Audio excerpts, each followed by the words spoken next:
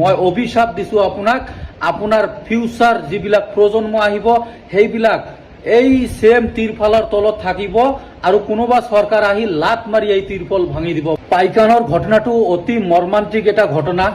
বৰ্তমান অসমত কি চলি আছে মোক কুৱেশ্যন কৰিলে মইতো ডাইৰেক্ট কম এইটো গুণ্ডাৰাজ চলি আছে, শোষণ চলি আছে, হিন্দু মুছলিমৰ কাজিয়া চলি আছে আৰু সেই হিন্দু মুছলিমৰ কাজিয়াটোৰ মূল নায়ক হৈছে ডক্টৰ হিমন্ত বিশ্ব শৰ্মা। গতিকে ডক্টৰ হিমন্ত বিশ্ব শৰ্মাক আটক কৰি জেললৈ প্ৰেৰণ কৰিব লাগে। এইখিনি মই কথা কম। গতিকে মই যিখিনি চাই আছো আৰু অসমত বৰ্তমান একদম হিংসাত্মক এটা পৰিস্থিতিলৈ অসমখন গতি কৰি আছে। গতিকে এই হিংসাত্মক ঘটনাৰ পৰা আমি কেনেকৈ উদ্ধাৰ হৈ আমি এই অসমখনক বচাব পাৰি আৰু খিলঞ্জীয়াক বচাব পাৰি সেইটো আমি চেষ্টা কৰিব লাগিব অসমবাসী ৰাইজ।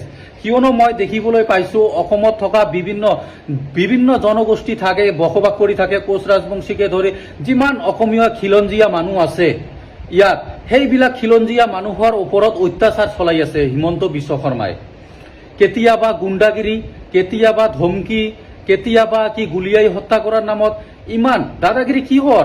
ডক্টৰ হিমন্ত বিশ্ব শৰ্মা ইমান ডাঙৰ আপুনি দাদাগিৰি কিয় দেখায় কওকচোন? মানুহ সদায় মৰিবই, আমি এদিনাখন মৰিমেই, কিহৰ ইমান অহংকাৰ কওকচোন?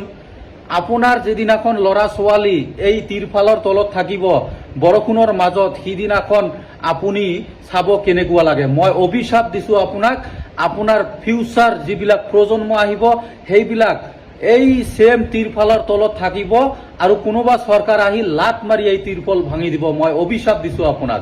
কিয়নো মানুহে হয়, মানুহে কেতিয়াও গৰু ছাগল নহয়। গতিকে অসমবাসী ৰাইজ এই গুণ্ডাৰাজ হিমন্ত বিশ্ব শৰ্মাক ডাঙৰীয়াক ইয়াৰ পৰা উৎখাত কৰিম আমি 26ত। মোৰ লগত একমত থাকিলে ভিডিঅ'টো শ্বেয়াৰ কৰি দিব আৰু মোৰ পেজটো ফলো কৰি ৰাখিব যাতে মোৰ এই ভিডিঅ'বিলাক ডাইৰেক্ট আপুনি সদায় পাই থাকে। ধন্যবাদ।